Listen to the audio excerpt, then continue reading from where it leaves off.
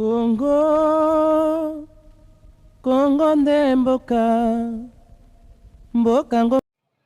Nous allons présenter un certain nombre d'ouvrages que nous avons préparés. En fait, je suis l'auteur de ces livres. Alors, j'ai préparé un certain nombre de livres qui sont variés parce que moi-même, je suis de formation multidisciplinaire. Alors, il y a des livres que j'ai évoqués dans les domaines de sociologie, dans les domaines de droit surtout, et dans les domaines culturels. Parmi ces livres, j'ai les grands systèmes juridiques, j'ai l'UDP, son histoire, j'ai le mariage chez les Congos, j'ai même la crise au sein de l'Église kibaliste en plusieurs versions. Alors pour le moment, j'ai pensé vous parler de dans ce système juridique. Vous savez, le monde renferme un certain nombre de systèmes. Chaque pays, chaque continent, chaque sous-région a son système juridique.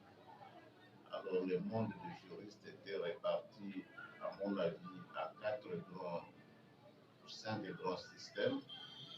Des systèmes romano-germaniques, des systèmes qui nous intéressent, nous, Congolais surtout. Il y a les systèmes qu'on appelle britanniques, les Comolo, il y a les systèmes socialistes, il y a les systèmes religieux qu'on peut répartir en deux grands sous-groupes. Il y a les systèmes musulmans, il y a les systèmes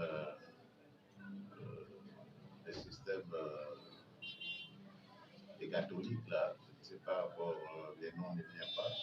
Et à côté de cela, il y a les systèmes coutumiers, qui, moi, j'ai pris deux sous-systèmes, le système qu'on appelle les gachacha, c'est lui qui est utilisé par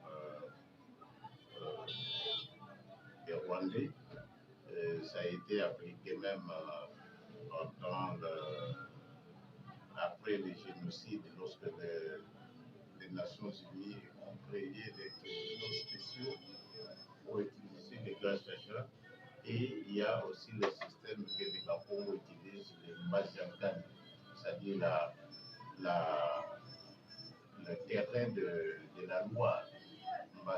Maziankani, c'est là où on tranche les affaires, les conflits entre membres de famille, entre clans, bref, entre les gens de même ethnie et consorts, sinon de différentes ethnies.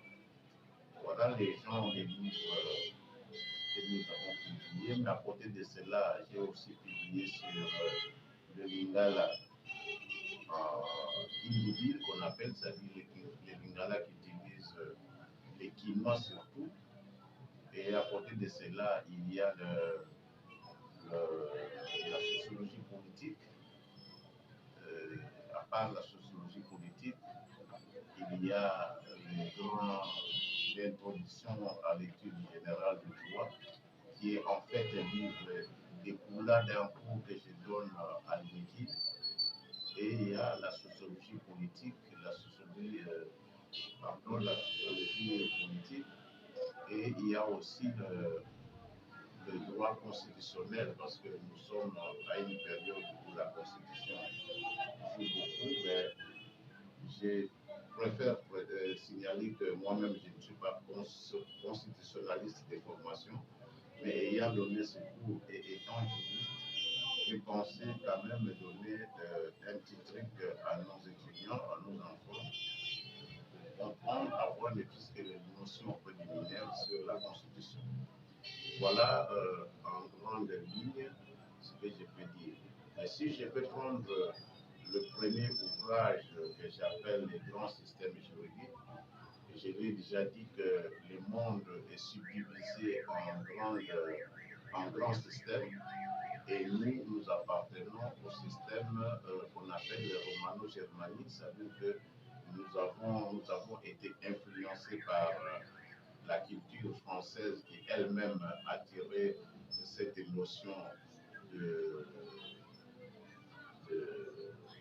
du monde romain et grâce à la colonisation, cette culture, ce droit a été,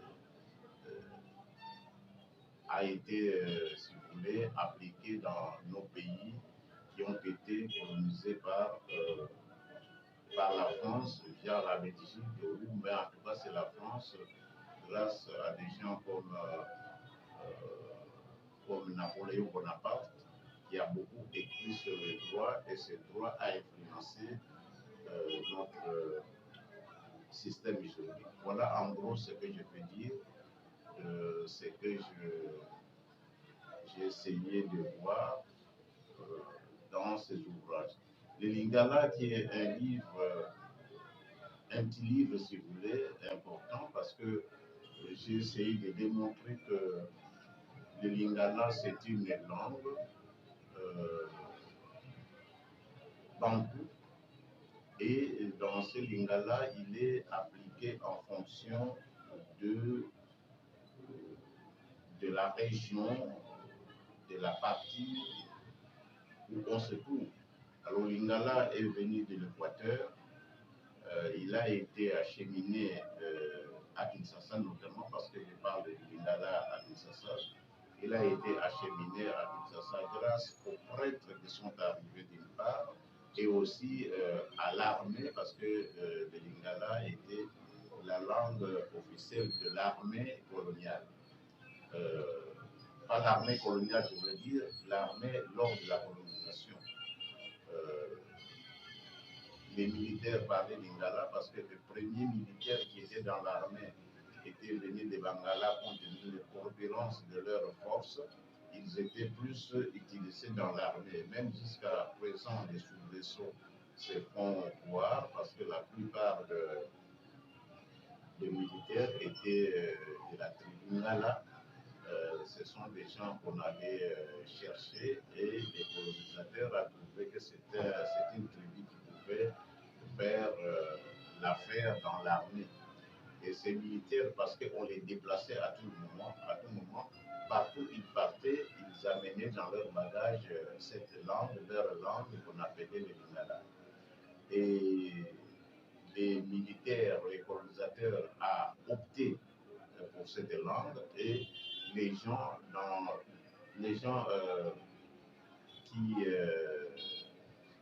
qui apprenaient cette langue étaient très contents de l'apprendre comme dans tout pays.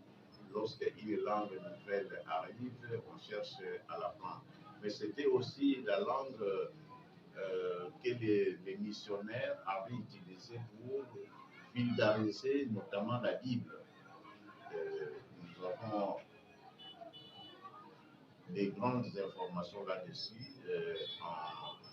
En lisant cet ouvrage, je pense qu'on peut découvrir. Mais arrivé au niveau de Kinshasa, très souvent, ces gens qui étaient appelés pour construire le chemin de fer venaient de la brousse, venaient de la forêt. On trouvait qu'ils pouvaient gagner chaque le 15, chaque le 20 un peu d'argent. Et les femmes quittaient leur province pour les suivre ici parce qu'ils avaient l'argent facile. Et c'est ce qu'on appelait, vous savez, à ce moment-là, c'est ce qu'on appelait les femmes libres, les Mbumba, et elles venaient.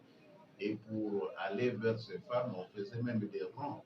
D'après l'histoire, on faisait même des rangs de chaque personne qui voulait se satisfaire, payer un peu d'argent et puis aller avec cette femme. Tout cela a facilité. On peut ajouter à cela le fait que les gens, pour chasser les gibiers, pêchaient aussi parce que le fleuve Congo a traversé presque toute la République. Il passait soit pour pêcher, soit pour chasser. Alors, cette langue a été ventilée de cette manière-là jusqu'à livrer un combat avec le Kikongo, qui était une langue dominante dans la ville de Kinshasa.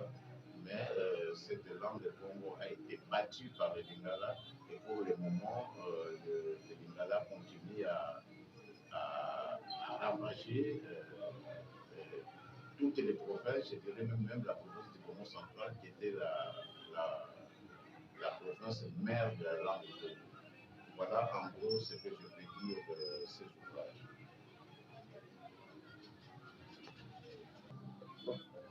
Alors, nous avons suivi avec attention ce particulier. Notre question va beaucoup plus s'appesantir sur le livre qui est le Lingala de Kinshasa. Pourquoi seulement le Lingala de Kinshasa? Pourquoi ne pas parler de Lingala, par exemple, de la grande province orientale, de Lingala de Moanda, par exemple? On sait qu'à Moanda aussi, il y a des gens qui parlent le Lingala. Pourquoi seulement pourquoi seulement il faudrait intituler l'ouvrage de Lingala de Kinshasa? Est-ce que le Lingala tire son origine principalement à Kinshasa ou bien son origine vient d'ailleurs? Non, je disais que le Lingala tire son origine de l'Équateur. Mais c'est par gymnastique, par démarche, c'est par promenade que le Lingala est arrivé à Kinshasa. Notez que le premier visiteur, les premiers arrivés dans la ville de Kinshasa, c'était surtout les Bangala, parce que je vous ai dit que les Bangala, c'est un peuple fort. Il a la corpulence, il a l'endurance. Alors, il a quitté l'Équateur par le fait que les colonisateurs avaient besoin d'envoyer des gens passer par là. Et le peuple qu'il a trouvé très fort physiquement, c'était le peuple Ngala. Alors, arrivés à Kinshasa, ils sont arrivés très nombreux parce que c'était les débuts de la construction de la ville de Kinshasa, les débuts de la construction du chemin de fer Kinshasa-Matadi, et ils sont arrivés à Kinshasa. Donc, ça, c'est les premiers qui sont arrivés. On devait construire la ville de Kinshasa parce que Kinshasa venait d'être choisi comme étant la capitale. Il fallait amener les gens. C'était une ville cosmopolite. Mais les Bangala étaient très endurants et quand ils sont arrivés à Kinshasa, ils ont amené dans leur bagage la langue Ngala. Ils étaient tellement nombreux et ils étaient appuyés par les femmes qui les accompagnaient parce qu'ils venaient très souvent, c'était des célibataires. Et les femmes qui arrivaient, c'était des femmes célibataires qui, en tout cas, étaient contentes de venir chercher, de venir accompagner les hommes qui étaient souvent célibataires. Et ces femmes étaient souvent les Bangala qu'on appelait, les Mongo notamment, qu'on appelait surtout des femmes libres. Mais ces femmes étaient bien encadrées parce que c'est chaque semaine, sinon chaque mois, qu'elles allaient au niveau de l'hygiène pour se faire examiner et suivre les soins. Ça, c'est la première hypothèse que nous avons émise. La deuxième hypothèse, c'est que les Bangala étaient surtout dans l'armée. Et l'armée coloniale était plus colonisée, était plus composée, je voulais dire, par les Bangala qui, dans leur déplacement, amenaient aussi la langue. Et lorsqu'ils arrivaient dans un coin, ils apprenaient aux autochtones leur langue et ça faisait du bien. Et les autochtones étaient fiers de parler cette langue parce que c'était la langue des hommes forts. Ça, c'est la deuxième hypothèse. Et vous savez que la troisième hypothèse, c'est que ces gens-là suivaient, n'est-ce pas, la ligne, le fleuve Congo. Et le fleuve Congo, parce qu'ils sont pêcheurs, ils sont chasseurs, ils chassaient du gibier à partir d'eux, et quand ils arrivaient, ils amenaient aussi leur langue dans les bagages. Vous savez, à Bandundu, par exemple, un village qu'on appelle, une cité qu'on appelle la cité de Bangala.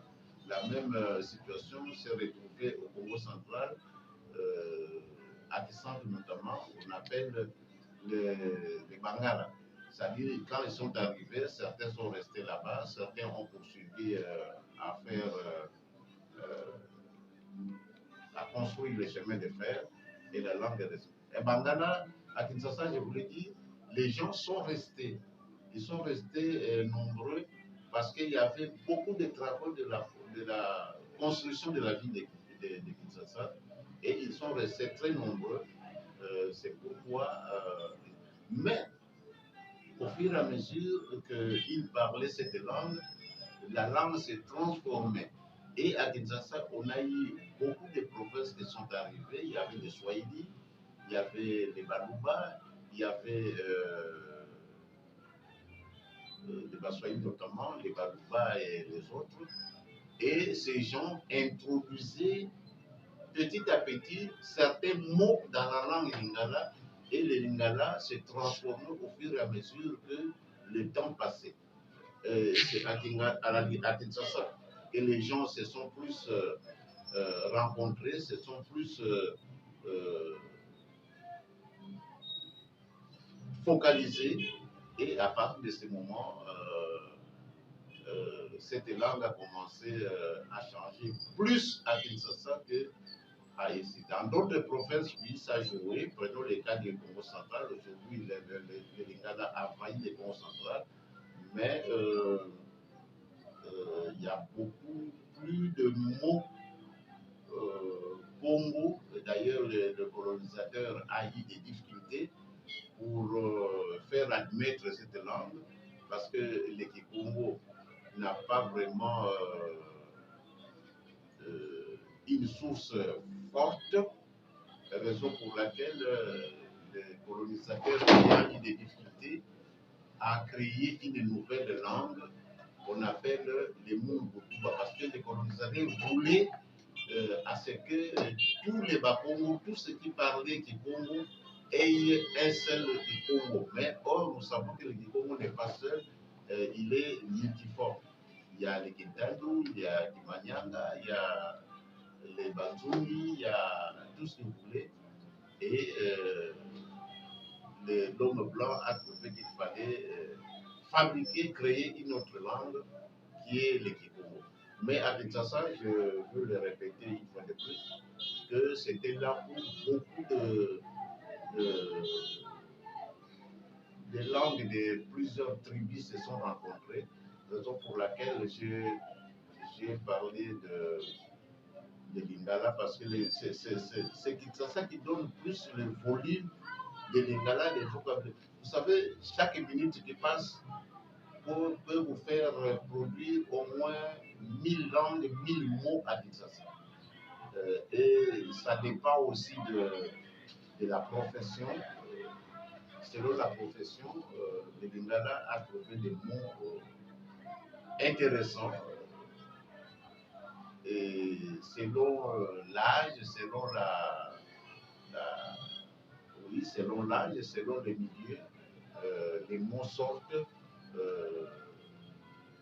des différentes langues. Il y a des mots que Kinshasa fabrique lui-même, qui ne sont ni Lingala, ni Kikongo, ni français, mais les Lingala, des nouvelles générations, si vous voulez.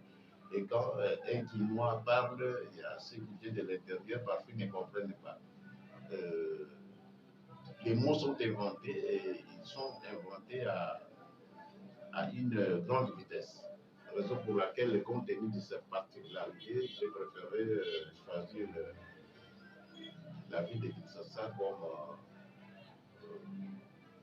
Faubourg, comme terroir de Congo. Merci. Une autre question. Alors, au regard des enjeux actuels, peut-on croire, peut-on penser que vous, d'abord en tant qu'écrivain, mais aussi chercheur et professeur d'université, peut-on croire qu'aujourd'hui, le Lingala peut influencer une grande partie des pays de l'Afrique centrale, pourquoi pas d'autres pays d'Afrique australe et autres? Oui, oui, parce que vous savez, le Lingala est parlé non seulement au Congo-Kinshasa, une bonne partie du Congo-Kinshasa, mais aussi il est parlé au Congo-Brazzaville, une partie du Gabon, une partie du Cameroun. L'Angola, n'en parlons pas parce que nous sommes aux frontières avec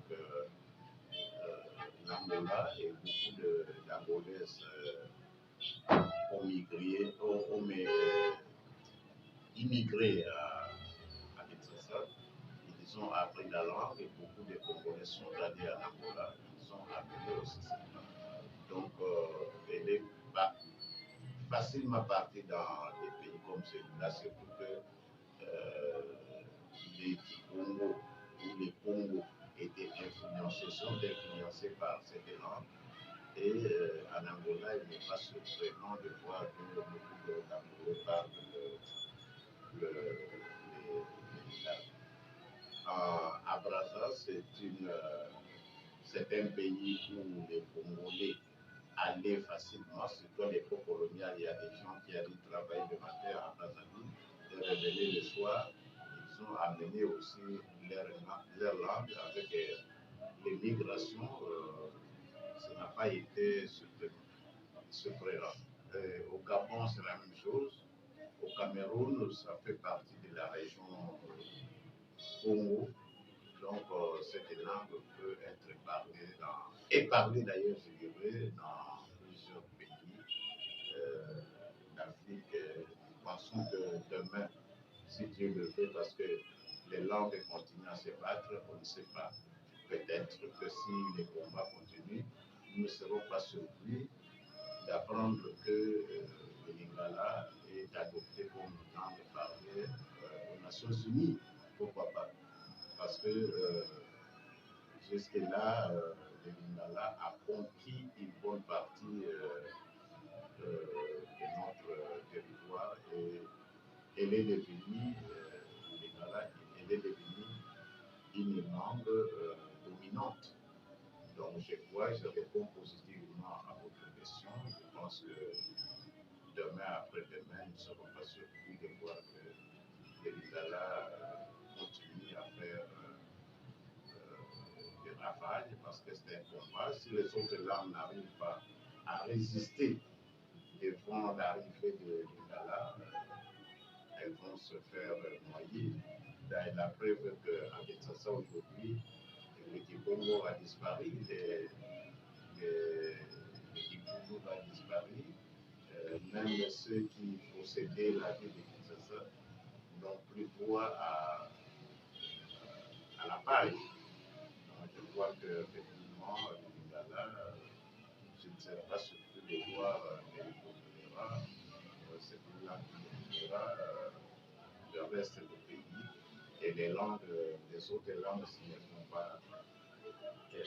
Mais il y a un aspect que je voulais aussi ajouter, c'est que le Lingala a été facilité par le fait que c'est la langue que parlait le chef. Vous voyez que le meeting du maréchal Mobutu était donné en Lingala et les gens qui voulaient imiter, qui voulaient s'identifier au chef étaient contents d'apprendre cette langue. Donc tous ces facteurs ont facilité d'une manière ou d'une autre l'expansion de la langue.